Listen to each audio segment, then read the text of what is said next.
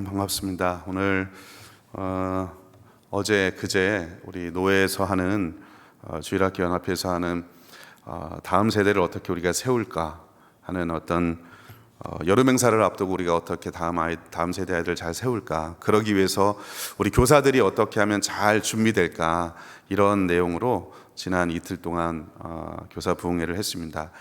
그런데 사실 교회학교 교사들보다 훨씬 더 중요한 다음 세대 아이들, 우리가 오늘 세대라면 다음 세대, 우리 자녀들 또 손주들, 훨씬 더 중요한, 그들에게 중요한 교사가 누구일까라고 생각하면 단언컨대 부모일 것입니다. 제가 이따가도 말씀드리겠지만 아이들이 교회에서 보내는 시간보다 가정에서 일주일 동안 보내는 시간이 훨씬 더 많이 있습니다.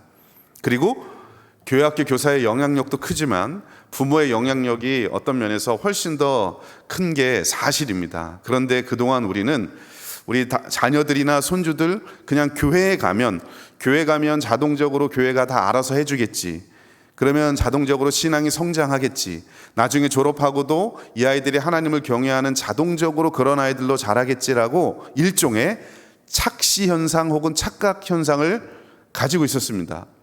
근데 여러분, 사실은 그게 아니라는 걸 이 코로나19를 통해서 우리에게 보여주었습니다. 그래서 오늘 우리가 이제 같이 나눌 것들은, 교사들은 교사들의 위치에서 해야 될 역할이 있고요, 또 우리 부모, 그리고 또 조부모님들은 조부모님들이 해야 될 역할이 또 따로 있는 거죠. 오늘은 그 부분을 좀 같이 생각해 보려고 합니다. 특별히 시간이 지날수록 아마 우리 여기 상주 성흥교회뿐만 아니라 대부분의 교회도 그렇습니다. 저 위에 있는 서울에 있는 제가 다니는 교회도 그렇고 가보면 우리 노년층들이 훨씬 더 많아집니다.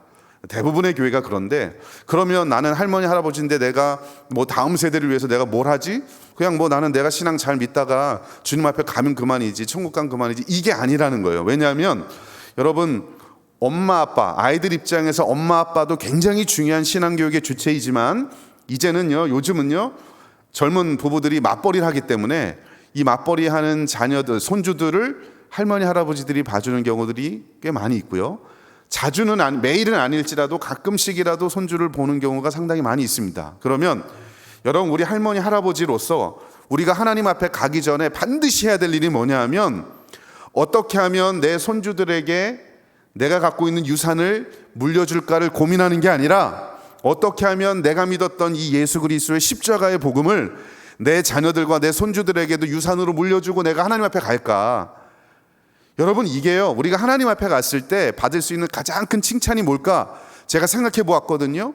다른 거 아니더라고요. 야, 너 믿음 생활 잘하다가 천국 간대? 잘했다. 이거는 기본이겠지만 부모로서 혹은 할머니 할아버지로서 우리가 하나님 앞에 갔을 때 가장 받을 수 있는 가장 큰 축복이 뭘까? 야, 네 손주가 너보다 믿음이 더 좋더라.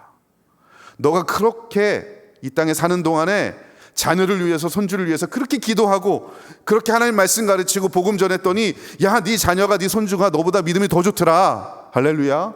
여러분, 이런 복이 하나님께서 우리에게 주신 가장 큰 복인 줄로 믿습니다. 그러고 보면 여러분, 여름 성경 학교를 앞두고 교사들만 으쌰으쌰해서 할 일이 대리 아니고, 또 젊은 부부들, 지금 초등학교, 중학교 자녀를 둔 부모들만 우리가 잘해야지, 이것도 아니고, 이곳에 앉아있는 할머니 할아버지들, 우리들도 정말 내 자녀들, 손주들을 위해서 내가 어떻게 기도하고 어떻게 하나님 말씀을 가르칠까 고민해야 됩니다. 이런 다양한 여러 방면에서 우리가 집중적으로 다음 세대 아이들을 말씀을 가르치고 기도하고 지도해야 이 아이들이 믿음 안에서 바르게 자랄 수 있다는 겁니다. 여러분, 오늘 읽었던 이 본문 말씀을 보면, 제가 이제 오늘은 설교이기도 하지만 강의 형식으로 설교를 좀 하려고 합니다. 그래서 앞에 나오는 슬라이드를 좀 보시면서 하시면 좋을 것 같은데요. 여러분, 우리가 읽었던 이 시편, 이 78편의 본문을 보면 부모의 교육적인 사명, 여기서 말하는 부모는 엄마 아빠도 포함하지만 할머니 할아버지 다 들어가는 겁니다. 오늘 세대가 다음 세대를 향한 교육적인 사명이 무엇인지에 대해서 크게 보면 4가지로 이야기합니다. 첫 번째, 여러분, 오늘 세대, 우리가 다음 세대들에게 해야 될 가장 중요한 신앙교육의 책임은요, 우리의 자녀들, 손주들이 소망이 하나님께 있음을 알도록 가르치는 일, 이게 우리가 해야 될 가장 중요한 일이라는 겁니다. 여러분, 우리는요, 내 자녀가 어떻게 하면 이 땅에서 잘 먹고 잘 살까? 좋은 대학에 들어가고, 그죠? 좋은 직장에 취직하고, 좋은 사람 만나서 잘 먹고 잘 살까? 여기에 관심 있지만, 그건 무슨 관심이냐? 중요한 일이긴 하지만 우리의 중요한 관심이 되어서는 안 됩니다. 그런 관심들은요, 이 땅에 소망이 있음을 가르치는 거예요. 여러분, 우리 하나님을 믿는 사람들은요, 우리의 자녀들과 손주들에게 반드시 기억하고 가르쳐야 될 것이 뭐냐? 소망이 하늘에 있음을 가르치는 겁니다. 하나님께 소망이 있다. 비록 이 땅에 사는 날 동안 네가 세상 사람들처럼 그렇게 뭐 잘 먹고 잘 살고 평안하게 많이 누리고 수천 수억 가지고 살지는 못한다 할지라도, 그래도 이 땅은 나그네의 삶이고, 여러분, 이 땅에 우리가 오래 살아야 몇 년입니까? 100년밖에 더 되겠습니까? 그죠? 이 땅에 100년 이후에 뭐가 있어요? 영원한 세상이 있는 겁니다. 천국과 지옥이 있는 거예요. 아무리 오래 살아봤자 100년이에요.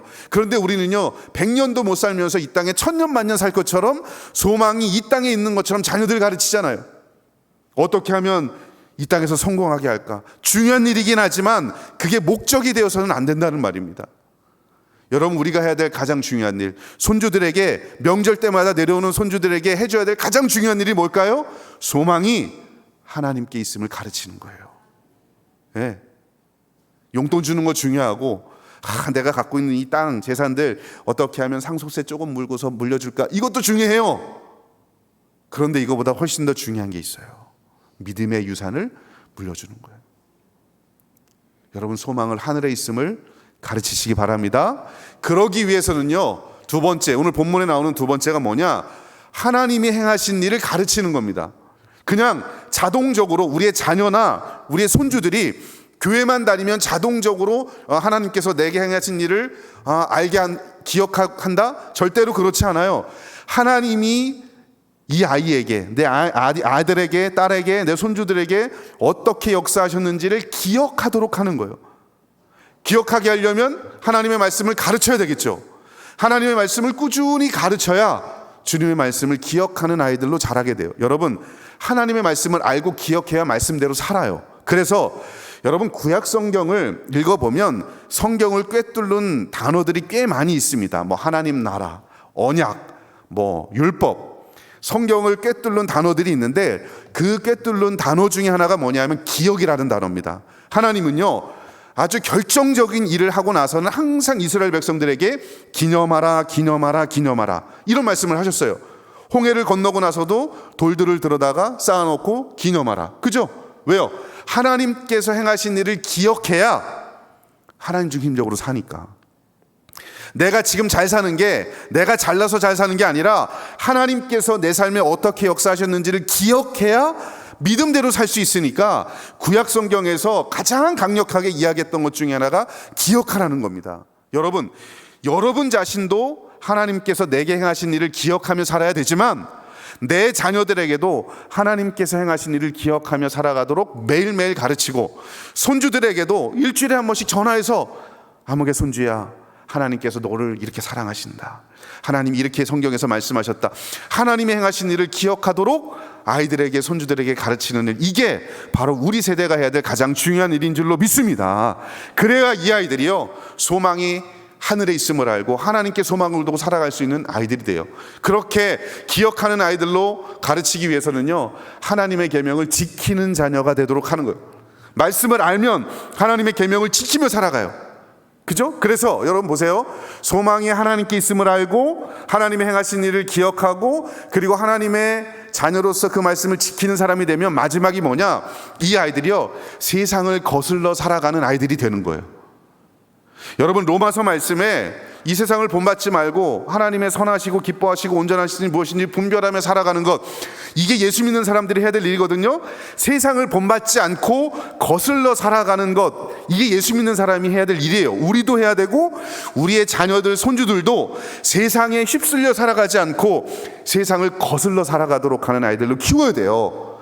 세상이 다 예스라고 해도 우리는 노, 아니오라고 말할 수 있어야 되고요.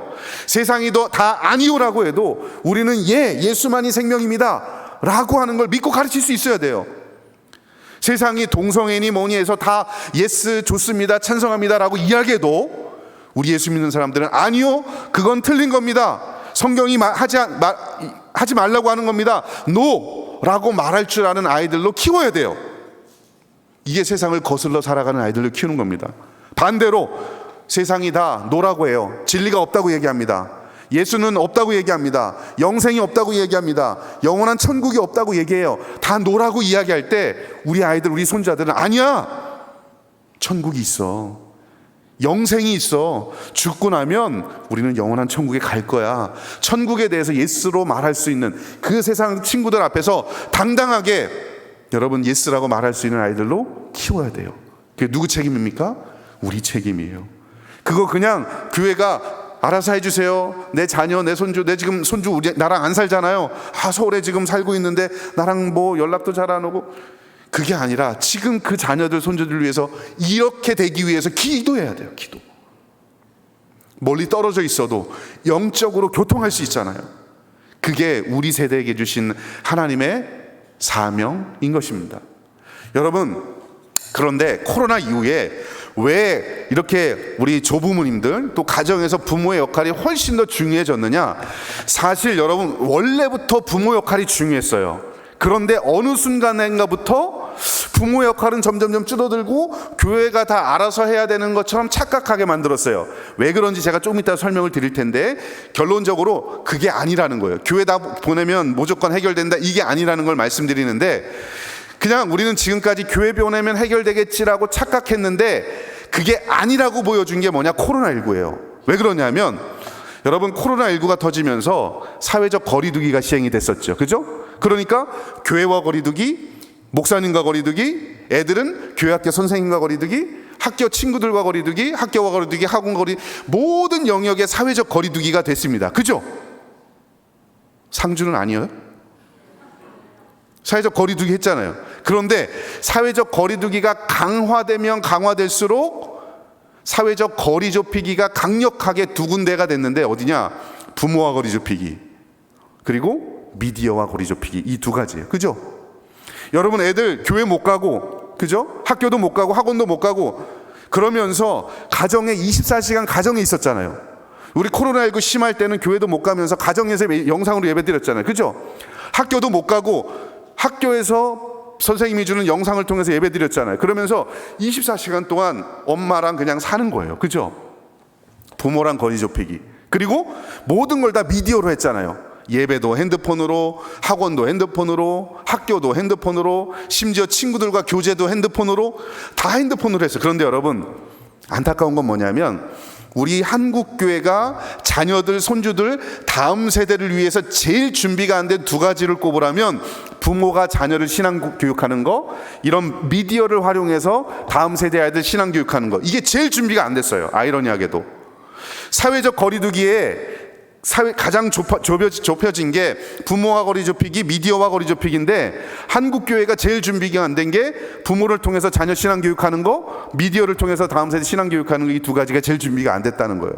그런데 여러분, 앞으로는요, 그렇기 때문에 이 두 가지를 잘 준비하는 교회와 그렇지 않은 교회가 다음 세대 아이들, 여러분, 그러지 않아도 애들 학령인구 감소해서 애들 없잖아요. 그나마 오는 애들 제대로 가르쳐야 되는데, 이 두 가지를 잘하는 교회와 그렇게 하지 못하는 교회가 10년 후에 완벽하게 여러분 전 구분될 거예요. 그 두 가지가 뭐냐? 교회 교육만이 아니라 가정에서 부모를 가르쳐서 부모가 자녀를 신앙교육 잘하게 하는 교회, 그리고 여러분 주중에 애들 못 만나잖아요. 주일날만 교회 오잖아요. 주중에 미디어를 활용해서 다음 세대 아이들을 신앙교육 잘하는 교회, 이 두 개를 잘하는 교회가 다음 세대 10년 후에도 이 자리에 아이들이 있고 없고를 저는 분명히 결정할 거예요. 어차피 애들 낳지 않아서 없는 거는 똑같아요. 어디나 똑같아요. 그러나 이 두 가지를 잘하는 교회와 그렇지 않은 교회가 확 구분될 겁니다. 요즘 애들 안 낳잖아요. 저희처럼 애기 셋 낳는 사람들을 일컬어서 짐승들이라고 그래요. 네. 셋 낳는 사람이 별로 없어요. 그죠? 젊은 사람들 중에. 아마 우리 권사님들은 셋, 넷, 다섯, 여섯, 일곱, 여덟, 아홉, 열 많이 낳지만 요즘 애들 안 낳잖아요. 그죠? 어차피 애들 안 낳는 건 똑같아. 줄어들어요. 인구 감소합니다. 이건 운명이에요. 그대로 갑니다. 그렇지만 그럼에도 불구하고 주일학교가 되는 교회와 그렇지 않은 교회는 저는 이 두 가지를 어떻게 잘 잡느냐. 그래서 이제는요, 주일학교 연합회가 부모 교육도 해야 돼요. 부모들을 어떻게 잘 세울까. 그리고 다음 세대 아이들을 위해서 미디어를 어떻게 잘 교육해서 이거를 활용할까, 이 두 가지를 잘해야 된다. 이게 중요한 방점이 될 거라는 겁니다. 여러분 여기 보시면 아시겠지만 일주일이 몇 시간일까요? 168시간이에요. 시간이 너무 빨리 가서 잘 모르시겠죠, 그죠? 예, 잠자고 일어나면 주일이고 또 잠자고 일어나면 주일이고, 예, 일주일이 168시간인데 아이들이 교회에서 보내는 시간이 넉넉 잡아 2시간입니다. 그리고 일주일 동안 가정, 어쨌든 학교, 부모가 이 아이들을 관리해야 되는 시간이 166시간이에요. 그런데 한번 보세요. 여러분 2대 166이에요. 168시간 중에 부모들이 가정에서 아무것도 안 하는 166시간, 교회에서 신앙교육으로 보내는 시간 겨우 2시간. 여러분 2시간을 가지고 166시간 싸워서 이기려고 하니까 이길 수 있을까요? 애들이 세상 속에서 소금과 빛으로 살아가지 못하는 이유가 여기 있습니다. 왜요? 2시간 가지고 어떻게 세상을 이겨요? 네. 교회 와서 그냥 가만히 앉아서 2시간 듣고 가면 166시간 교회 이외의 가정과 학교, 친구들, 여러분 이거는 다윗과 골리앗 싸움 같은 거예요. 네. 다윗이니까 골리앗을 이겼지. 여러분 우리 아이들이 이 2시간 가지고 세상을 이길 수 있는 이 시간이 충분할까요? 저는 그렇지 않다고 봅니다. 그래서 더더욱이 이제는요, 여러분 주일학교 교사들만 해야 되는 일이 아니고 부모들, 우리 할머니 할아버지들의 역할이 훨씬 더 중요하다라고 하는 겁니다. 여러분 이 자료를 보시면 더 자극이 확 와닿을 겁니다. 여러분 왼쪽의 자료를 보시면요, 어른들한테, 우리 한국의 어른들한테 물어봤어요. 여러분 언제 예수님 믿으셨어요? 라고 물었더니, 언제 예수님 믿으셔서 지금 이렇게 교회 다니십니까? 라고 물었더니요, 예, 저는요 청소년기 이전에, 조금 넓게 보더라도 저는 청년이 되기 이전에 예수 믿고 구원받아서, 그때 전도받고 구원받아서, 모태신앙이든 어쨌든 간에, 그리고 지금 성인이 돼서도 교회 나옵니다. 이렇게 응답한 비율이 87%입니다. 조금 더 보태면 90%예요. 그러니까 여러분 90% 가까이 사람들이 어렸을 때부터, 그죠? 모태신앙이든 뭐든 간에 부모, 여러분 청소년기, 청년기 이전이 보통 어떤 시간이냐면 부모님 품 안에 있을 시간이거든요. 그죠? 부모님 품에 있을 시기예요. 부모님 품에 있을 시기에 예수 믿었던 사람들이 성인이 돼서도 교회 나온 사람들이에요. 지금 여러분들 자녀들, 손주들 내 품에 있을 요 시기에, 요 시기를 놓치면 예수 믿을 확률이 10%로 뚝 떨어져요. 우리는 천국 가서 좋겠지.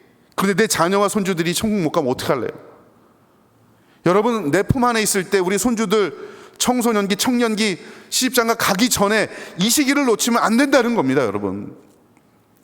그래서 여러분 우리는요, 앞서서 말씀드린 대로 자녀를 위해서는 끊임없이 기도해야 돼요. 이 시기를 지나면 안 돼요. 여러분 뒤집어 이야기해 볼까요? 성인이 돼서 교회 나오는 비율이요, 우리나라 사람들 10%밖에 안 돼요. 10%도 많은 거죠. 왜냐면 우리나라는 성인 전도를 엄청 많이 하잖아, 그죠? 전도, 코로나 오기 전에 전도 많이 했잖아요, 그죠?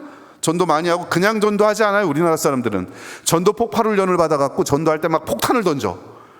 그러니까 폭탄에 맞아 죽나, 교회 갔다가 죽나, 예, 죽는 건 마찬가지. 그래서 그냥 교회 오는 거예요. 열심히 성인들 전도하니까 그나마 10%지. 그래도 여러분 청소년기, 청년기 이전에 요 시기가 90%예요. 우리는 비록 나이가 들었지만 왜 주일학교에 여러분 예산을 투자해야 되는지 여러분 아시겠죠? 교육은 경제 논리로 보면 안 돼요. 경제 논리로 따져서 여기 투자하면 성공할 것 같고 우리가 돈을 벌 것 같다. 교육은 그렇게 생각하면 안 돼요, 절대로. 그냥 여러분 콩나물 시루에 물 붓는 것처럼 부어도 물을 버야 돼요. 주일학교 예산을 투입해야 돼요. 교육은 돈으로 따져서는 안 돼요. 그런데 100번 양보해서 돈으로 교육을 따진다고 쳐도 여러분 그 주일학교에 투자를 해야 10년, 20년 후에 그 아이들이 우리 장례라도 치러줄 거 아닙니까? 안 그래요? 그 아이들이 교회 나와야 우리 자녀들이 이 교회에서 장례라도 치러줄 거 아닙니까? 교육을 돈으로 따지면 안 되는데 돈으로 따지더라도 다음 세대를 키워야 돼요. 여러분 90%가 부모 품 안에 있을 때예요. 여러분 손주들 아직 부모님, 엄마 아빠 품에 있잖아요. 그 시기에 자녀들 잘 양육하라고 여러분의 아들, 딸들에게 이야기해 주셔야 돼요. 이 시기를 놓치면 안 된다. 그리고 여러분도 자녀 손주를 위해서 기도하셔야 돼요. 오른쪽 보시면 여러분 지금 교회 나오는 아이들을 분석해 보니까 엄마든 아빠든 엄마 아빠 둘 중에 한 사람이라도 교회를 나오는 가정에서 나오는 아이들의 85%예요. 뭘까요? 대부분 믿는 집에서 나온다는 겁니다. 부모가 믿어야, 할머니 할아버지가 믿어야, 제대로 믿어야 우리의 자녀도 손주도 신앙을 제대로 가질 수 있다라는 겁니다. 여러분 이래도 교회에 애들 보내면 다 되겠는가? 그렇게 생각하실래요? 아니요. 이래도 기도 안 하실래요? 기도해야 돼요. 자녀 손주를 위해서. 여러분 부모 중에 엄마 아빠 다 중요한데 아빠가 특별히 중요합니다. 엄마가 중요하지 않아서가 아니라 엄마는 그냥 중요하고 아빠만 잘하면 돼요. 그 자료가 여기 나오는데요. 이건 다른 나라 자료이긴 하지만 우리 한국도 비슷해요. 여러분 여기 보시면 재밌는 자료가 하나 있는데요. 엄마의 종교적인 헌신도는 엄마와 관계는 애들이 좋아요. 엄마는 그냥 기본값이야. 아빠가 변수야. 네, 아빠만 잘하면 되는데 엄마와 관계는 좋은데 아빠하고도 관계가 좋은 아이들은요, 이 아이가 커서 종교적으로 헌신도가 56%예요. 그런데 엄마랑은 자녀가 관계가 좋고 아빠랑 자녀의 관계도가 낮은 아이들은요, 이 아이가 나중에 커서 신앙적인 헌신도가 36%밖에 안 됩니다. 뭘 말할까요? 엄마 아빠 다 중요한데 아빠가 특히 중요해. 여기도 보면 다 여성분들이잖아. 80%가. 그죠? 남자들 다 어디 갔어요? 벌써 하늘 가셨어요? 네? 남자가 잘해야 돼 진짜로. 오른쪽도 보시면요, 여러분 여기 보시면 부모 교회 출석도에 따른 자녀가 성인 됐을 때 출석하는 비율이 나오는데요, 엄마는 그냥 잘해. 엄마는 다 잘 나와. 아빠가 어떠느냐에 따라 다른데 여기 보시면 엄마는 다니고 아버지가 안 다니는 아이들은요, 나중에 자녀가 성인이 됐을 때 교회 출석률이 39%예요. 엄마는 다니고 아빠가 다니긴 다니는데 불규칙하게라도 다닌다 62%로 또 올라가요. 근데 엄마도 다니고 아빠도 잘 다녀 정기적으로. 그러면 이 아이가 성인이 돼서 교회 다니는 확률이 74%예요. 뭘 말할까요? 부모가 교회 신앙생활을 잘해야 자녀도 신앙생활에 성공할 수 있다. 특별히 엄마는 그냥 상수야. 기본값이고 누가 잘해야 된다? 아빠가. 네. 왜 아빠들은 대답 안 하세요? 네. 여러분 아들들한테 꼭 전화해서 네가 잘해야 돼. 네가 며느리한테 야 너만 잘하면 돼 이게 아니라 아들한테 꼭 이야기하세요. 네가 신앙이 좋아야 된다. 그래야 믿음의 가정에, 영적인 가장이 믿음의 중심을 잡아줘야 여러분 자녀들이요 신앙이 좋아요. 여러분 이게 딴 나라 통계일까요? 우리나라도 비슷해요. 아빠가 잘해야 됩니다. 그렇게 중요한데 여러분 여기 보시면 이렇게 중요한데 아버지가 자녀의 신앙교육에 관여하는 비율은 55%밖에 안 됩니다. 하지 않는다? 45%. 그러니까 반은 관여하고 반은 하지 않는 거예요. 별로 중요하다고 생각지 않아요. 여러분 더 안타까운 건 뭐냐면 오른쪽에 보시면 부모들이 또 할머니 할아버지들이 자녀 손주들에게 인성 성품 조합 좋게 해야 돼, 지성 야 공부 열심히 해야 돼, 진로 야 좋은 대학 가야 돼, 이런 진로 교육이나 인성 교육 지성 교육은 많이 하는데 신앙 좋아해야 돼라고 하는 신앙 교육은 제대로 하지 않는다는 거예요. 공부 잘해야 되고 진로 잘 가야 되고 이런 교육은 하는데 정말 내 자녀와 손주들의 신앙이 정말 어떻게 될 이거에 대해서 교육하는 부모들이 그리 많지 않다는 게 오늘날 현실입니다. 이게 암울한 거죠. 여러분 우리 여기서 진짜 기도 많이 하셔야 됩니다. 몇 년 전에 조사한 자료를 보니까 여러분 가정에서 신앙활동 얼마나 하고 계십니까? 라고 물었더니요, 아무것도 안 합니다 60%, 뭐래도 합니다 40% 이렇게 나왔어요. 여러분 가정에서 그렇게 중요한데 교회보다 훨씬 더 중요한 게 가정이고 부모인데 가정신앙교육 뭐래도 합니까? 아무것도 안 한다가 3분의 2예요. 겨우 3분의 1만 가정예배든 뭐든 합니다 이렇게 응답한 비율이었다는 겁니다. 여러분 이제 우리 생각을 좀 바꿔야 돼요. 정말 중요하구나. 오른쪽에 보시면 내가 내 자녀 손주의 신앙교육의 주체다, 내가 중요하다, 부모가 할머니 할아버지가 자녀들 손주들 신앙교육 해야 된다라고 인식하는 정도는 높아요. 그런데 그거에 비해서 실제로 가정 예배를 가정에서 그럼 인도하십니까? 평균이 3점인데 3점보다 낮아요. 2점 몇 점이에요. 안 한다는 얘기입니다. 자녀의 신앙을 위해서 부모가 준비돼야 되고 할머니 할아버지가 중요한데 그럼 뭐라도 하십니까? 가정 예배 적어도 하십니까? 물었더니 아무것도 안 한다는 거예요. 이게 지금 우리가 맞닥뜨린 현실입니다.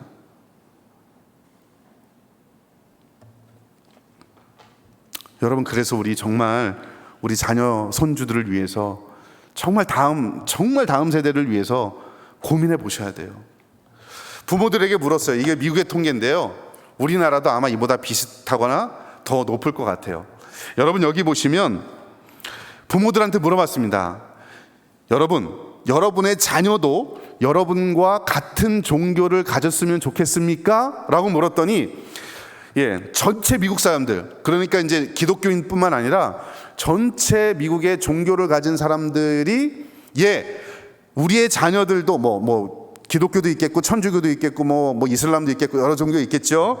내 자녀도 나와 같은 종교를 가졌으면 좋겠습니다라고 응답한 비율이 35%인데 그 중에 그 종교인들 중에 기독교인들만 따로 떼서 물어봤어요. 여러분 자녀가 여러분처럼 기독교를 가졌으면 좋겠습니까? 라고 물었더니 55%가 그렇게 물었어요. 그러니까 기독교인들이 훨씬 더 높죠, 그죠? 그리고 그 기독교인들 중에 보수적인 백인 그리스도인들, 다시 말하면 우리 같은 사람들이에요.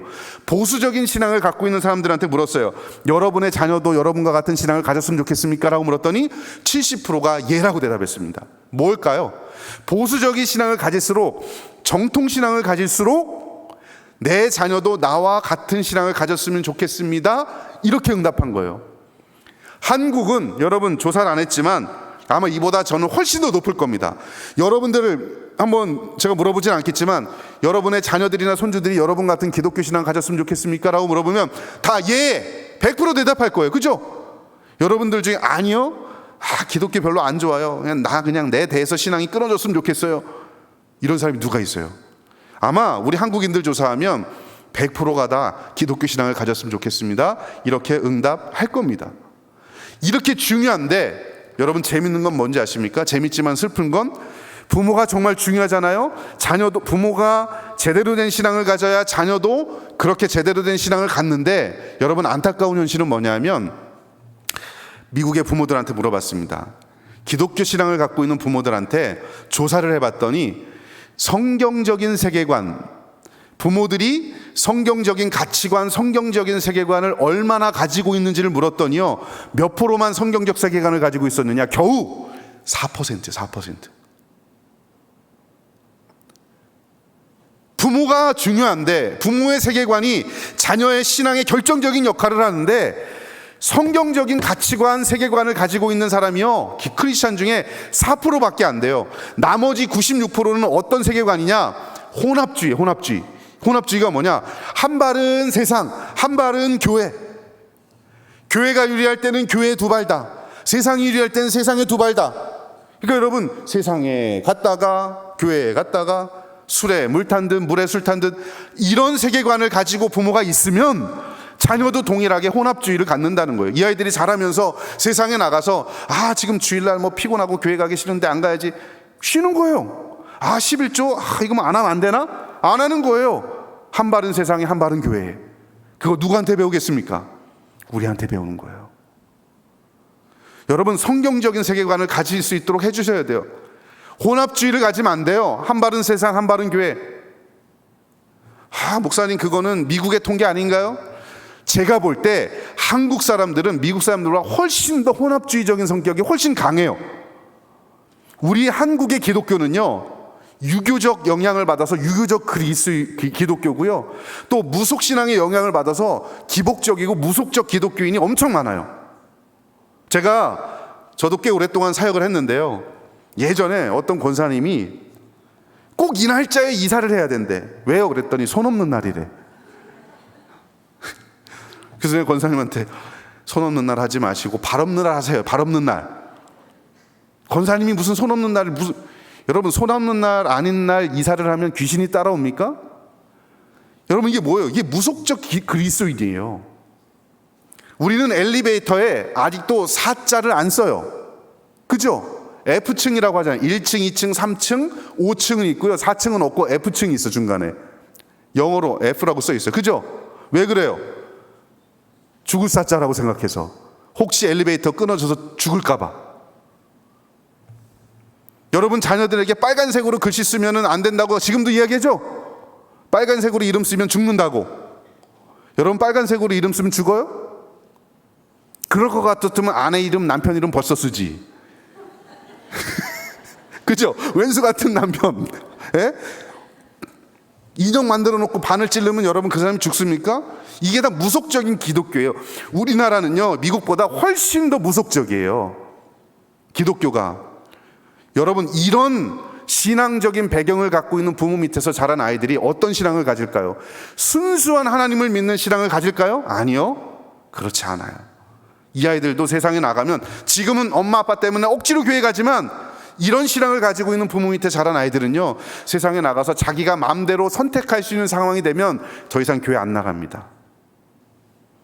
그래서 여러분 우리가 할머니 할아버지가 부모가 성경적인 가치관 세계관을 제대로 가지셔야 돼요. 여러분 진짜 교회에만 맡겨서는 안 된다는 거예요. 왜 그러느냐, 제가 역사를 조금만 설명드릴게요. 여러분 영국에서요, 영국이 원래 농경사회였어요. 1700년대 영국이 농경사회였어요. 농경사회가 어떤 사회냐면 노동력이 집약적으로 들어가는 사회거든요. 그래서 3세대가 함께 살았어요. 할머니, 할아버지, 아버지, 어머니, 손주들 3세대가 함께 살면서 농사를 같이 지었죠. 그죠?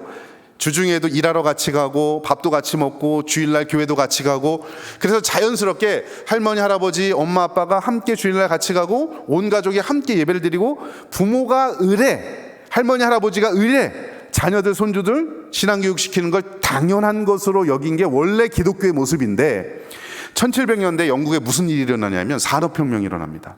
그러니까 산업혁명이 일어나니까 도시에 공장이 생기기 시작해요. 공장이 생기기 시작하니까 사람들이 몰려죠. 사람들이 몰리니까 거기에 도시가 막 생기기 시작해요. 그러니까 여러분 낮 시간에 사람들이 일하러 글로 가는 거야. 그러니까 애들이 방치가 되죠. 그죠? 엄마, 아빠, 할머니, 할아버지들이 일하러 가니까 애들이 방치가 돼요. 심지어 애들도 공장에 가서 일을 해야 했어요. 왜냐하면 여러분 영국의 산업혁명이 일어났을 때 애들이 주로 어떤 일을 했냐면 공장 굴뚝 닦는 일을 했습니다. 여러분 한 6개월 전쯤에 벌거벗은 세계사 여기서 나왔는데요. 산업혁명 당시에 애들이 사망률이 높았는데 그 높은 사망률의 중요한 이유 중에 하나가 뭐였냐면 굴뚝 닦다가 죽은 애들이 많아요. 공장 굴뚝이 좁잖아요.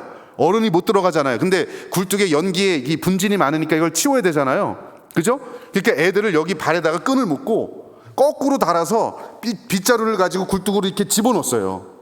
그러다가 이 굴뚝 닦다가 질식해서 죽은 애들이 많았습니다. 그만큼 여러분 공장이 들어서고 도시가 되면서 엄마 아빠들이 공장에 가고 할머니 할아버지 공장 가고 애들 방치되고, 그러니까 영국의 문맹률이 엄청 높아졌어요. 글자 모르는 애들, 왜? 학교도 못 가니까 엄마 아빠랑 떨어져 있고 방치되는 애들이 너무나 많으니까 이 모습을 레익스라고 하는 사람이 보면서 안타깝게 여겨서 이 아이들을 데려다가 주중에 읽기 가르치고 쓰기, 말하기, 수학 이런 걸 가르치다가 주일날 이 아이들 데려다가 교회에서 예배를 드리기 시작한 게 주일학교 운동의 시작이었습니다. 그렇게 주일학교 운동이 시작이 된 거죠. 그러니까 부모가 해야 될 중요한 책임을 못하니까 교회가 대신하자. 그래서 생긴 게 주일학교 운동인데 아이러니하게도 그 어간에 영국과 미국에 교회 대부분 운동이 일어납니다. 그래서 교회가 뭐 폭발적으로 성장해요. 어른들이 교회 오고 막 그러니까 애들도 엄마 따라서 교회 오고 그러니까 애들도 너무 많이 오잖아요. 그러니까 애들이 많이 오니까 너무 많이 오니까 애들을 학년 단위로 가르치자. 학교처럼 학년 단위로 1학년 반 따로, 2학년 반 따로, 3학년 반 따로, 중학생 따로, 고등학생 따로 이렇게 가르치자.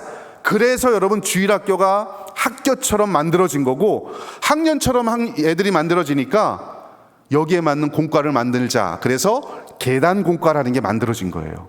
그러니까 여러분 보세요. 처음부터 교회에서 애들 신앙 더 잘 가르치자 이래서 생긴 게 주일학교 운동이 아니고요. 부모가 해야 될 신앙교육적 책임을 못하니까 교회라도 대신 하자. 그래서 대안적으로 나온 게 교회가 주일학교 운동이었어요. 그러다가 여러분 이제는 어떻게 주객이 전도됐냐면 부모의 역할은 쏙 빠지고 교회 보내면 다 되지 이렇게 착각한 거예요. 그런데 여러분 제가 처음 말씀드린 대로 그게 아니라는 걸 보여준 게 코로나였어요. 코로나. 교회 못 가죠. 그러면서 가정에서 부모가 해야 된다. 이걸 보여준 거예요. 지혜로운 사람은 그걸 보셔야 돼요. 손주들 내 신앙, 내 손주의 신앙 내가 책임져야 된다. 이걸 보여준 게 코로나19입니다. 교회 보내면 다 되지 절대로 아니라는 걸 보여준 게 여러분 그거예요. 여러분 그러므로 부모의 책임은 자녀들에게 신앙의 바톤을 물려주는 일입니다. 여러분 그거 하고 계세요? 자, 그걸 위해서 교회가 해야 될 일 몇 가지, 그리고 가정에서 부모가 해야 될 일 몇 가지를 제가 좀 말씀을 드리려고 합니다. 여러분 이제 부모가 중요하다는 거는 잘 아셨죠? 이제 여러분, 자, 교회가 다음 세대가 점점점 줄어들고 없어도 교회 구조를요 다음 세대 친화적으로 만드셔야 돼요.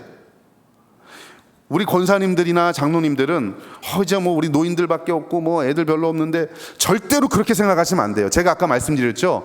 교육은 경제 논리로 해석해서는 절대로 안 된다. 그런데 경제 논리로 보더라도 애들한테 투자해야 돼요. 그죠?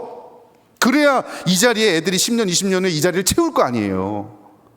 자, 그러기 위해서는 지금 우리 옷에 안 맞아도 앞으로는요 이런 것들을 좀 해야 돼요. 온세대 예배 같은 경우.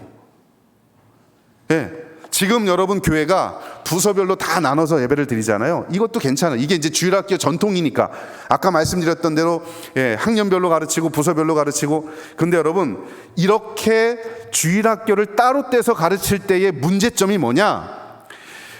일반적으로 신앙이 전수되는 방법이 이렇게 세 가지입니다. 첫째는요 교수학습, 말로 가르치는 게 있고요. 두 번째는 신앙 문화. 신앙이요 함께 예배를 드리면서 할머니 할아버지를 예배 어떻게 드리는가, 기도 어떻게 하는가 이거 보면서 자연스럽게 신앙을 배우는 두 번째 방법이고요. 세 번째는요 프락시스라고 해서 실천하면서 배우는 방법이 있어요. 그런데 주일학교를 나눠서 따로만 드리기 시작하면 뭐는 할 수 있느냐? 교수학습은 할 수 있어요.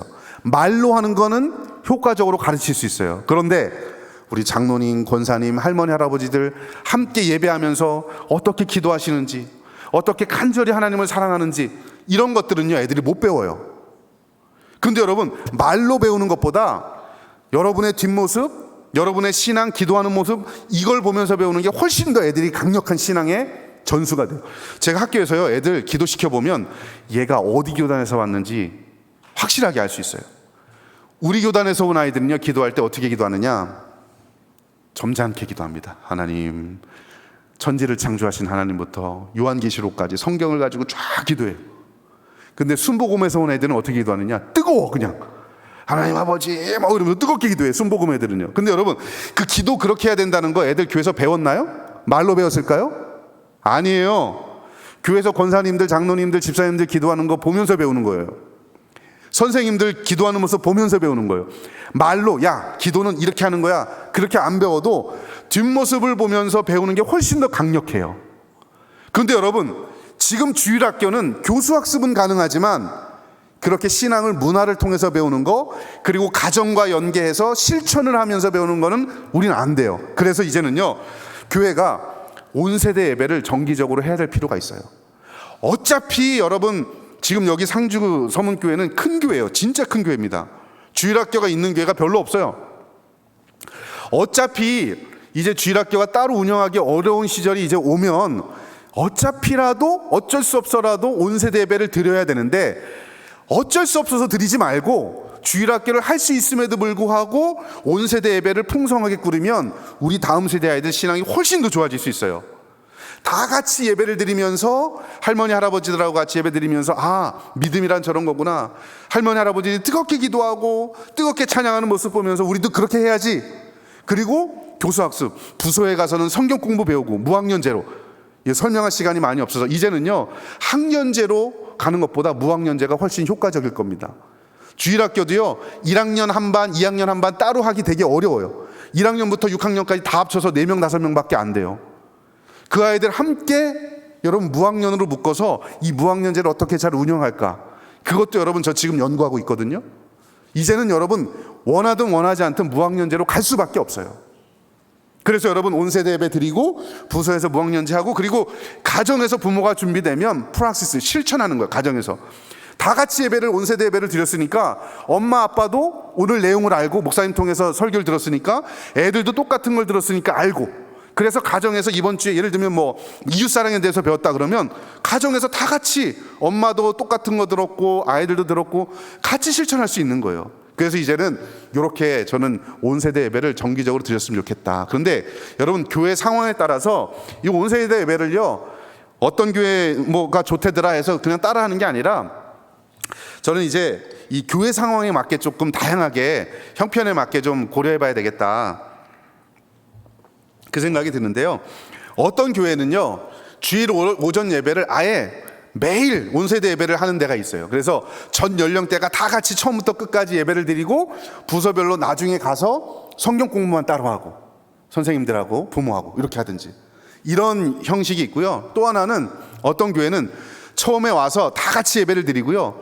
설교 직전 광고할 때까지 다 같이 예배를 드리고 광고하고 찬양할 때 애들은 부서에 가서 설교 듣고 성경 공부하고 이렇게 하는 교회도 있고요. 또 어떤 교회는요 절기 때 특별히 매주일 하기 어려우니까 절기 때만 1년에 한 4번에서 6번 정도 절기 때 온세대 예배를 다 같이 드리면서 이 아이들이 오면서 예배 드리면서 우리 할머니 할아버지들 엄마 아빠랑 같이 예배 드리면서 아 신앙이란 이런 거구나 요걸 배우는 방법이 있고요. 이게 어려우면 어떤 교회들은요 토요일 날 한 달에 한 번이나 이렇게 토요일 날 그럼 1년에 12번이거든요 다음 세대 아이들 축복하는 토요일 날 온세대 예배를 새벽 예배를 한 달에 한 번 드리는 거예요. 이때 온세대 예배를 다 같이 드리는 거죠. 그래서 여러분 저는 교회 형편상 다 다르니까 이 4가지 중에 우리 교회에 맞는 것들을 한번 잘 선택해서 여러분들의 신앙의 모습을 자녀들에게 문화를 통해서 전수하는 게 되게 중요해요. 그렇게 하셔야 돼요. 그래서 이런 온세대 예배도 좀 고민해 보시고 만약에 교회가 이제 우리가 그렇게 한다 했을 때 아 저런 거 왜 해? 우리 수준에도 안 맞고 왜 설교할 때 목사님은 요 유치부 애들 수준에 맞게 뭐 이렇게 여러분 그렇게 생각하시면 안 돼요. 여러분의 신앙이 그래야 여러분 자녀손들이 살아요. 또 할 수 있으면 부서별로 엄마 소그룹도 좀 만들어주고 그래서 여러분 구역을요 지금은 우리 한국 교회는 지역 단위로 교회가 돼 있잖아요. 그죠? 지역 단위로 동 단위로 뭐 면 단위로 그런데 여러분 그렇게 말고 이제는 비슷한 연령대의 자녀를 둔 부모들끼리 구역을 묶어주면 훨씬 더 좋아요. 그러면 기존의 구역 조직이 하던 이 어른들 자신을 위한 신앙 공부도 되지만 자녀들을 위한 신앙 공부, 그죠? 이런 신앙 교육 이것도 함께 돼요. 왜요? 비슷한 연령대의 자녀를 뒀기 때문에 고민이 비슷해요. 예. 청소년기에 자녀를 둔 부모들다 그러면은 청소년 자녀들이 막 말귀를 못 알아듣고 막 짐승 노릇 하잖아요. 막 짜증내고 그죠? 그러면 나만 힘든 줄 알았더니 저 집사님도 힘드네 그러면 위로가 돼. 예. 그러면서 이렇게 부모 속으로 우리 권사님들은 그죠? 자녀들 다 출가했잖아요. 그럼 우리 손주들은 어떻게 교육할까? 여기서 같이 논의하시면 돼요. 네. 그래서 이제 할 수 있으면 이렇게 나눔식 소그룹을 연령 단위로 묶어주는 것도 좋겠다. 물론 요거는요 강제사항은 아니고 교회 형편에 맞게 하시면 돼요. 가능한 데는 하고 뭐 아빠들도 이렇게 모이는 요거 실제로 모이는 모습입니다. 아빠들도 이렇게 모일 수 있어요. 자, 요게 이제 그 교회가 해야 될 일이라면 다음 세대 우리 자녀를 위해서 부모가 해야 될 일이 뭘까? 자, 여러분 지금 제가 여기 소개시켜드린 것들은요 제가 저희 가정에서 과거에 했거나 지금도 하고 있는 것들 한 8, 9가지 정도를 여러분들하고 좀 나눠보려고 해요. 그러니까 여러분 저라고 제가 목사하고 또 기독교 교육을 전공한 사람이잖아요. 그렇다고 제 자녀가 가만히 둔다고 신앙이 성장할까요? 아니요. 저도 몸부림쳐요. 우리 아이들도 어떤 때는요 진짜 때려치고 싶을 때가 많아요.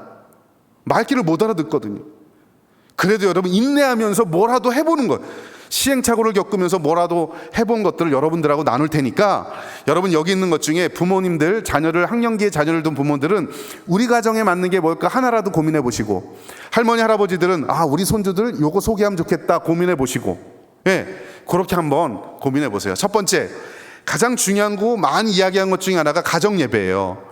여러분 그런데 가정 예배 드리십시오, 드리십시오 이야기하지만 가정 예배가 지속적으로 이루어지지 않은 이유 중에 하나가 뭔지 아십니까? 가정 예배가 인도하는 사람 중심이기 때문에 그래요. 교회에서 드리는 예배는 인도하는 사람 중심이어야 해요. 선포이기 때문에. 그런데 가정 예배는요, 아이들이 참여할 수 있어야 돼요. 그러니까 요거는 지금 저희 가정에서 드리는 가정 예배 순서입니다. 찬송을 부르고 성경을 읽고 성경에 대해서 간단하게 설명하고 그 다음에 핵심은 이거, 아이들이 직접 참여해서 자기들의 생각을 나누고 뭔가를 만들어보고 경험해보고 체험할 수 있는 방식으로, 아이들이 참여할 수 있는 방식으로 가정 예배를 꾸리면 오랫동안 할 수 있어요. 예를 들어서 여러분, 가장 쉬운 것 중에 하나가 뭐냐, 목사님 주일날 했던 설교 내용을 가지고 가정 예배하는 게 제일 좋아요. 목사님의 설교 내용을 가지고 가정 예배 때 간단하게 아이들한테 이야기를 하고요, 요약해주고 그걸 나눈 다음에 뭘 하느냐, 저희는 이렇게, 저희가 했던 거를 이렇게 다시 제가 그림으로 그려본 건데요. 예를 들어 감사에 대해서 우리가 배웠다 그러면 성경에서 이렇게 감사에 대해서 말씀해 라고 말하고요, 아이들하고 큰 전지 한 장을 펴놓고서, 야, 이번 한 주일 동안 우리가 실천할 수 있는 감사가 뭘지 한번 우리가 적어볼까? 해서 자기들이 직접 매직펜으로 그려봐요. 이렇게. 이 시간으로 할 수 있는 감사, 말로 할 수 있는 거, 생각으로 할 수 있는 게 뭘까? 하나씩 하나씩 자기들이 적고, 이 중에 투표하는 거죠. 자, 이 중에 우리가 이번 한 주일 동안 이 9개 중에서 우리가 할 수 있는 게 뭘까? 한 가지만 딱 정하는 거예요. 그래서 요걸 가지고서 감사의 삶을 일주일 동안 한번 실천해 보는 거예요. 이렇게 해야 여러분, 교회에서 목사님 설교 듣고 주일학교에서 부서 설교를 듣고 나서 그냥 그 순간으로 다 까먹는 구조가 아니라, 가정에서 일주일 동안 하나라도 해봐야 이 아이가 아는 것과 느끼는 것과 사는 것이 통일된 전인격적인 신앙인이 될 수 있어요. 이제는 가정 예배도 아이들이 참여할 수 있는 방식으로 해야 된다는 거예요. 심지어 여러분, 제 후배 목사님은 자녀가 인도하는 가정 예배지를 만들어서 직접 하고 있어요. 아이들이 직접 예배를 인도할 수 있도록, 직접 읽고, 어렸을 때부터 이렇게 연습하면 청소년기 때는 하라고 해도 어차피 안 하거든요. 근데 나중에 크면 또 해요. 어렸을 때 해본 게 있기 때문에. 그래서 여러분, 신앙도 조기 교육이 필요해요. 일찍. 그래서 이렇게 가정 예배를 해보고요. 두 번째, 여러분, 이거는요, 지금도 저도 하고 있는데요, 아침에 자녀들과 함께하는 교리 교육입니다. 여러분, 성경을 주일학교에 오면 성경을 스토리로만 배우잖아요, 그죠? 우리 교단 공과를 배우면 3년에 한 번씩 성경을 배우게 돼 있거든요. 근데 스토리로만 배우지 말고요, 이제는 교리도 배워야 돼요. 근데 교리를 애들한테 가르칠 시간이 없어서 제가 아침에 제일 먼저, 제가 집이 일산인데요, 학교가 사당동 서울에 있어요. 아침에 일찍 출근을 해요. 5시에 일어나서 5시 반에 출근을 하면 학교 가면 6시 반이거든요. 6시 반에 일어나서 9시 될 때까지 제일 먼저 그 시간에 제가 하는 게 뭐냐, 우리 집 가족 단톡방에 이 소위를 문답을 하나씩 올려줘요. 그래서 문답을 그대로 쓰고, 총회에서 나온 책이 있어요. 문답 그대로 적고 이거에 대해서 느낀 점을 제가 몇 줄 적어요. 그래서 요거를 가족 단톡방에 올려주면 애들 한 7시쯤 일어나거든요. 여러분, 어차피 아이들 일어나서 제일 먼저 뭐 할까요? 기도해요? 통성기도 하나요? 성경 보나요? 제일 먼저 뭐예요? 어차피 핸드폰 봐. 핸드폰 보는 거 일어났을 때 교리를 가지고 시작하는 거예요. 사람의 제일 되는 목적은 무엇입니까? 하나님을 영화롭게 하고 그를 영원토록 기뻐하는 겁니다. 오늘 하루도 내가 하나님을 영광스럽게 하고 주님 때문에 기뻐하는 삶을 살아야지.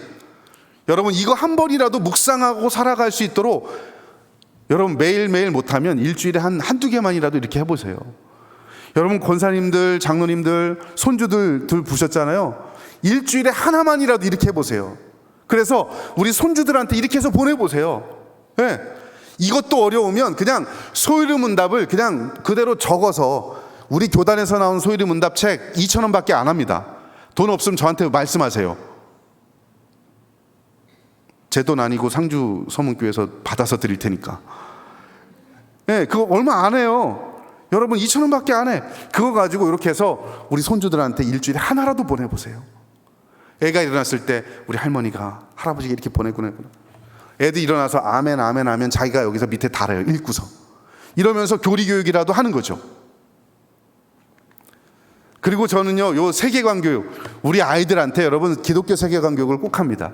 세상을 바라보는 관점, 하나님의 관점으로 정치를 바라보고 경제, 진로, 대학, 이성교제, 결혼, 자녀, 이거 어떻게 바라볼까? 이게 세계관이라는 겁니다. 세계관은요, 안경 같은 거예요. 그래서 여러분, 노란색 안경을 쓰고 세상을 보면 어떻게 세상이 보일까요?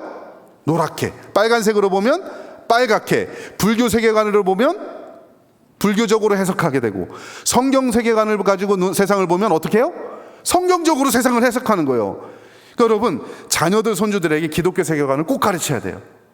저희는 개인적으로 이 책을 가지고요, 제가 자녀들하고 4개월 동안 매주 한 챕터씩 애들하고 기독교 세계관을 가지고 공부했어요.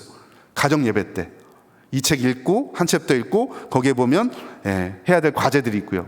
그러면서 꼭 이 책으로 하라는 소리 아닙니다.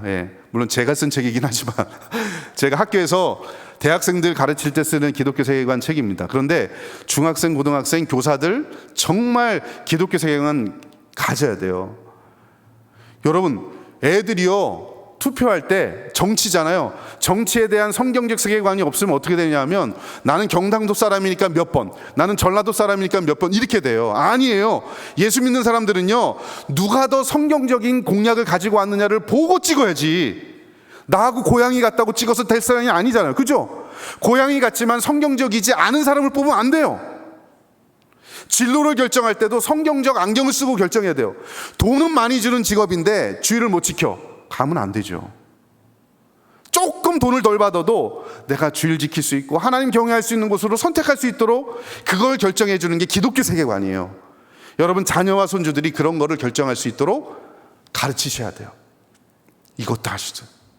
그 다음에 여러분, 침상머리 교육, 이것도 저희 아이들 어렸을 때 했던 건데요, 애들 잠자기 전에, 요건 되게 쉬워요. 애들 눕혀놓고서 요거 세례문답집 있죠, 요거 하나씩 저희는 애들한테, 애들 셋인데 다 사줬어요. 그리고 애들 잠잘 때 눕혀놓고서, 방이 하나일 때는 다 눕혀놓고, 제가 문제를 읽으면, 제 일문을 읽으면 답을 애들이 읽어요. 그럼 그걸 가지고 간단하게 설명해줘. 1, 2분도 안 돼요. 그리고 기도해주고 잠재워요. 여러분, 이 세례문답집이요, 이게 교리와 같은 거예요. 그래서 어떻게 우리가 신앙생활을 할까, 이런 내용이 들어와 있거든요. 그러니까 여러분, 애들이 어리면, 손주들이 어리면 요거 할 수도 있어요. 잠자기 전에 한번 요거 하루에 하나씩만 하고, 그리고 축복기도 해주고. 여러분, 이거 부모가 해야 되고 할머니, 할아버지 할 수 있는 일입니다. 여러분들도요, 자녀들에게 그렇게 하라고 가르치셔야 돼요. 우리 어르신들도. 이게 침상머리. 또 하나, 두 번째 침상머리 교육인데요, 이거는요, 원래는 5가지 축복의 언어라는 건데 그렇게 안 해도 돼요. 그냥 애들한테, 여러분, 애들 재우면서 그냥 축복기도 해주고 나오기만 해도 돼요. 그리고서 저는 일주일에 한 번 정도는, 매일은 못하고요, 그냥 잠 재울 때 축복기도 해주고, 그 다음에 일주일에 한 번 정도는 애들 자고 나면 잠드는 순간에 포스트잇에다가 제가 간단하게 이렇게 축복의 말을 씁니다. 그리고 애들 문 앞에 딱 붙여놔요. 그럼 애들이 아침에 제일 먼저 일어났을 때 밖에 나오면서 축복의 말을, 이 포스트잇 써 있는 요걸 보면서 나올 거 아니에요. 그죠? 그러면 아침에 나왔을 때 부모로부터 축복받는 거예요. 잠잘 때 축복, 나오면서 축복. 여러분, 이렇게라도 자녀 교육하는 겁니다. 가정에서. 어려우세요? 마음의 문제지 어렵진 않을 겁니다. 또 여러분, 이번에 침상머리 교육 세 번째, 이거를 제가 이름을 붙였어요. 잠이 오는 잠언. 예. 이거는요, 어떻게 하냐면, 요즘 핸드폰 보면 다 성경 어플 다 깔아있죠. 우리 권사님들 다 있죠. 성경 이 안에 하나씩 다 들어있죠. 없어요? 트로트는 있어도 성경은 없어요? 있죠. 여러분, 여기 보면 저희는, 이거는 이제 옵션이에요. 선택. 매일은 못하더라도 여러분, 아이들 잠자기 전에 그냥 편안하게 자기가 누워서 해도 되고, 잠언 한 장씩 읽는 거예요. 그러면 31장까지 있으니까 여러분, 한 달이면 매일 읽으면 잠언 한 달에 한 번은 읽어요. 잠언이 뭡니까? 인생에 교훈을 주는 거잖아요. 그러면 또 그 다음 달 1장부터 쭉 읽어가고, 이렇게 매일 한 장씩 못 읽더라도 여러분, 잠언 시간 날 때마다 한 장씩 읽으면서, 그냥 그리고 잠 자는 거예요. 이걸 할 수 있잖아요. 그죠? 어차피 어플리케이션이 있고. 이번엔 밥상머리 교육입니다. 이것도 저희 가정이 했던 내용인데요, 여러분, 이게 지금 성경 구절인데, 내비게이터에서 나온 성경 구절을 가지고 아이들 다 나눠주고요, 일주일에 하나씩만 성경 암송하게 해. 그래서 수요일 날 저녁에 밥 먹기 전에 그 주에 외웠던 거 하나를 다 같이 암송하고 기도하고 밥 먹어요. 이거 어렵지 않잖아, 그죠? 여러분, 성경 암송을 어렸을 때부터 하나라도 해본 아이가 성인이 됐을 때 위기의 순간에 외웠던 말씀이 생각이 나요. 그래서 그 위기를 극복할 수 있는 거예요. 여러분, 아무리 총이 있은들 뭐합니까? 총알이 없으면 총 못 쏴요. 총알이 바로 이 성경 구절입니다. 성경 구절을 머리에 알고 있어야, 어렸을 때부터 암송하고 있어야 어려운 일이 있을 때 뭐라도 하지. 그러니까 여러분, 일주일에 하나만이라도 암송하는 거야. 우리 할머니 할아버지들도 할 수 있잖아요. 일주일에 하나 손주들에게 성경 구절, 우리 이거 할머니하고 일주일 동안 하나 외우자, 카톡으로 보내줄 수 있잖아, 그죠? 그리고 같이 외우는 거야. 이거라도 하셔야 돼. 밥상머리 교육, 이것도 일주일에 한 번 저녁 먹기 전에 아이들하고 일주일에 가장 감사했던 거 한 번 나누는 시간. 여러분, 지금 설명했던 거 다 하라는 소리가 아니라 이 중에 하나라도 하시라는 소리야. 다 이걸 어떻게 해요? 이 중에 하나라도 하시라는 거죠. 일주일에 한 번 저녁 먹기 전에 다 같이 이번 한 주일 동안 우리가 감사했던 게 뭔지 돌아가면서 한마디씩이라도 하고 기도하고 식사하는 거예요. 이거 어렵지 않잖아요, 그죠? 이거라도 할 수 있어요. 또 여러분, 주일날 아이들이요, 교회 갔다 오면 부모가 두 가지를 물어봐야 됩니다. 제 아이들한테 물어봐요. 첫째, 오늘 주일학교에서 뭐 배웠느냐? 둘째, 오늘 배운 거 가지고 너 일주일 동안 어떻게 살 거니? 여러분, 이거 두 가지를 물어보셔야 돼요. 이게 하브루타예요. 별거 아니에요. 하브루타가 짝을 지어 이야기하다, 이런 말인데요. 자녀와 부모가, 할머니 할아버지와 손주가 오늘 배웠던 거를 가지고 같이 대화하는 거예요. 잠깐 동안이라도. 우리 할머니 할아버지도 할 수 있어요. 여러분, 주일날 저녁에 손주한테 전화 걸어서, 손주야, 이번 주 할머니는 교회 가서 목사님한테 이런 말씀 들었어. 이거 듣고서 이렇게 살 거야. 아무개는 교회 갔다 왔어? 무슨 말씀 들었어? 여러분, 전화 통해서 한번 할 수 있잖아, 그죠? 자녀와 손주가 먼저 전화 걸기를 기대하지 마시고 내가 먼저 전화하실 수 있잖아요. 일주일에 한 번이라도, 아니면 한 달에 한 번이라도. 그러면서 여러분, 다음 세대 신앙교육 하시는 거예요. 모델링. 여러분, 그 어떤 것보다 중요한 게 부모가, 할머니 할아버지가 본을 보이는 거예요. 말의 본, 생각의 본, 행동의 본을 보이면 자녀들이 그 뒤를 따라갑니다. 여러분, 이제 제가 말씀을 마칠게요. 여러분, 이 그림이 뭐냐면 고흐가 그린 그림이에요. 고흐가 그린 이 그림의 제목이 뭐냐면 첫걸음이라는 그림입니다. 여러분, 이 아이가 지금 이제 이런 것 같아요. 제가 보니까 이 고흐가, 이제 원래 고흐가 누구냐면 목사님의 아들이에요. 이 사람이 그린 그림들 보면 굉장히 의미들이 참 많은데, 여러분, 아빠가 봄에 아마 농사를 짓고 있었던 것 같아요. 근데 엄마가 방에서 아이를 데리고 있다가 아이가 첫걸음을 거니까 아빠한테 보여주고 싶었던 것 같아요. 여보, 애가 드디어 걸음을 뗐어. 여러분 다 그러셨잖아요, 그죠? 아니에요? 우리 상주는 양반들만 모여갖고 대답이 없으셔갖고 내가 참 그랬던 것 같아. 그래서 데리고 나왔어. 여러분, 애 입장에서 보면 애가 얼마나 두려워요, 그죠? 야, 걸어봐 하는데 얼마나 두려워. 그런데 여러분 보시면 여기서 엄마의 역할과 아빠의 역할이 굉장히 중요해요. 여러분, 엄마의 역할이 뭐냐? 애가 신앙적으로 힘들고 두려울 때 여러분 옆에서 걱정하지 마, 엄마가 옆에 있어, 넘어져도 괜찮아, 엄마가 이렇게 해줄게. 심리적인, 영적인 안정을 주는 게 엄마의 역할입니다. 우리 할머니의 역할이 바로 그거예요. 할머니가 너 위해 기도하고 있어. 할머니가 새벽마다 너 위해 기도하고 있어. 여러분, 그게 자녀들, 손주들에게 얼마나 큰 위로인 줄 몰라요. 저희 어머니가요, 지금 은퇴하셨는데도 권사님이신데 요즘에도 매일마다 저를 위해 기도하세요. 아이, 엄마 뭐 기도를 해. 그래도요, 그렇게 하고 전화 드리면 제 가슴이 너무나 감사하고 너무나 기뻐요. 여전히 어머니 살아계시고 건강하시고 나를 위해서 기도하고 있다. 이게 심리적으로 얼마나 큰 여러분 위로가 되는지 몰라요. 저 이번에도 내려온다고 할 때 주인가 전화 걸어서, 엄마, 이번 주는 제가 3주에 내려가요. 기도할게. 여러분, 엄마가 그렇게 기도해 주면, 할머니가 그렇게 기도해 주면 애들이 얼마나 신앙적으로 안정감을 느낍니다. 그게 엄마 역할이에요. 아빠 역할은 뭔지 아십니까? 여러분, 여기 보세요. 아빠가 뭐 하고 있어요? 야, 일로 와야 돼. 딴 데로 가면 안 돼. 여기로 와야 돼. 아빠의 역할은요, 방향을 설정해 줍니다. 엄마는 정서적인 안정, 영적인 신앙적인 이렇게 신앙 정서적인 안정. 아빠는요, 하나님 경외해야 돼. 인생에 가장 중요한 게 뭐야? 다른 거 아니야. 돈 많이 버는 거 중요하지. 잘 되는 거 중요해. 다 중요해. 그런데 그게 목적은 아니고 그걸 통해서 하나님 경외하는 거야. 하나님 떠나면 안 돼. 인생의 방향 제대로 설정해야 돼. 이게 아빠의 역할, 아버지 역할. 여러분, 이게 부부가 부모의 역할을 그렇게 보여줍니다. 여러분, 제가 지금 말씀드렸던 여러분 이런 내용들을 가지고 목사님 우린 자녀들 다 컸어요. 나는 이제 뭐 힘도 없어요. 아니요. 이 중에 하나라도 할 수 있을 거예요. 할 수 없는 거 없습니다.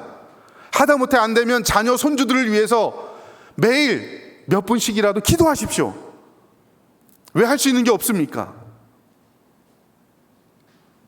여러분, 이거 다 같이 한번 읽어보겠습니다. 시작. 부모의 가장 중요한 사명은 자녀에게 신앙의 유산을 물려주는 일이다. 아멘이십니까? 예, 그거예요. 여러분 언젠가 천국 갈 거 아닙니까?